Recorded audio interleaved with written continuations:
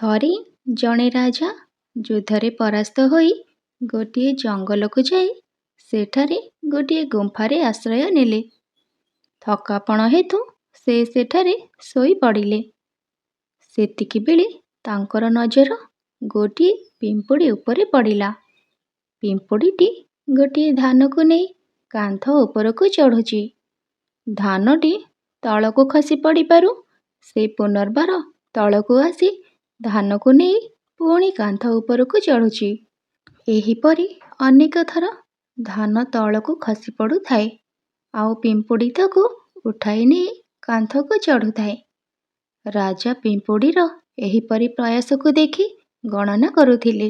ଏହିପରି ପିମ୍ପୁଡ଼ିଟି ଧାନକୁ 16 ଥର ନେବାରେ ବିଫଳ ହେଲା ପରେ 17 ଥର ବେଳକୁ ସେ ଧାନ ନେବାରେ ସଫଳ ହୋଇଥିଲା।